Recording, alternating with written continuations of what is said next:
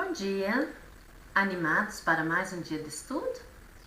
Desejo a todos um excelente dia na paz e na graça do Senhor. Hoje é dia 17 de agosto, terça-feira. E como a professora já falou na aula de ontem e também já havia comentado na semana passada, os trava-línguas também fazem parte do nosso folclore. Professora, o que é um trava-língua? Trava-língua é um jogo verbal, um jogo no qual a gente brinca com as palavras. São pequenos textos que a gente tenta reproduzir com clareza e rapidez.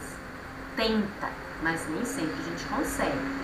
Por quê, professor? Porque as frases possuem uma pronúncia difícil, porque elas têm sílabas que são repetidas ou similares. O que é similares? Parecidas.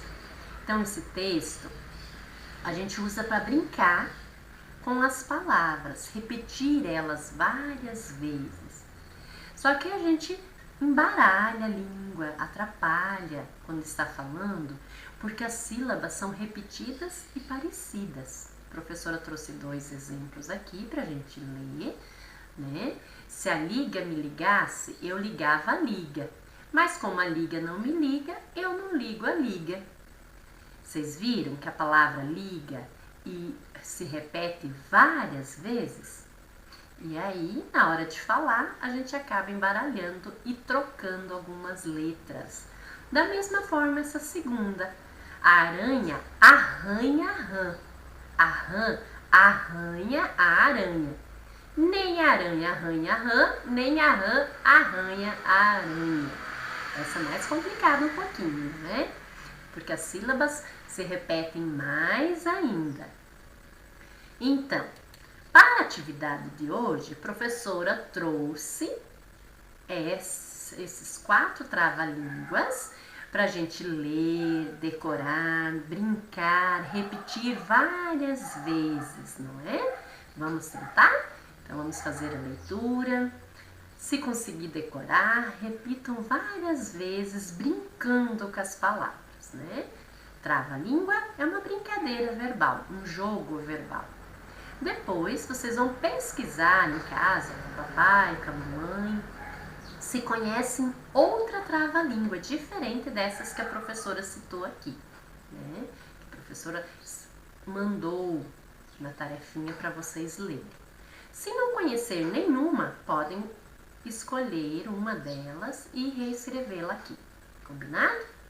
Na nossa atividade de matemática, nós temos essas 2 sequências numéricas para a gente ler e fazer o que está pedindo na descrição da tarefa. Nossa primeira sequência numérica tem o número 99, 50, 500, 208, 414, 303 e 112. Vocês viram que os números não estão numa ordem. O que a gente vai fazer? Nessa linha, a gente vai escrever esses números na ordem crescente. Lembrando mais uma vez que a ordem crescente é quando a gente começa no número menor e termina no número maior. A segunda sequência nós vamos fazer ao contrário. Nós vamos escrevê-la nessa linha na ordem decrescente. Decrescente é quando eu começo do número maior e vou parar no número menor. Depois a gente tem uma pequena situação, um problema aqui para a gente ler e responder, certo? O nosso personagem é o Saci e ele andou fazendo algumas travessuras, né? Aí a gente vai ler o probleminha para entender, lembra que a gente segue aquele passo a passo, compreender o probleminha, né? Retirar os números. Na compreensão a gente já vai saber se eu vou fazer uma continha de mais ou de menos. Vou armar a continha, colocar a resposta nessa linha. E não é só colocar um número do resultado da continha, é respondendo essa questão aqui, ó, quantos pinheiros faltam plantar?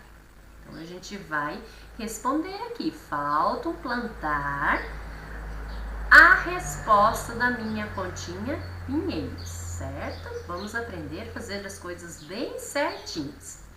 Na nossa aula de geografia, aliás, desculpa, de história, nós vamos voltar a falar um pouquinho sobre a poluição ambiental. A professora trouxe aqui algumas imagens para a gente observar como acontece a poluição do ar, a poluição da água, a terra, como ela é poluída através dos lixos, né, que a gente vai colocando nela, e o quanto que o fogo prejudica o nosso meio ambiente também. Depois a gente vai ler essa tarefinha com a ajuda de um adulto e vai responder as questões com base no conhecimento que a gente já tem através das nossas atividades anteriores e também com base no texto que está aqui, certo? Quero parabenizar mais uma vez meus alunos pela dedicação diária, né, nas atividades. Quem está atrasado tem sempre até o final de semana para pôr as atividades em dia. E não esqueçam de procurar a professora para tirar as dúvidas quando for necessário. Uma boa aula para vocês, um bom estudo!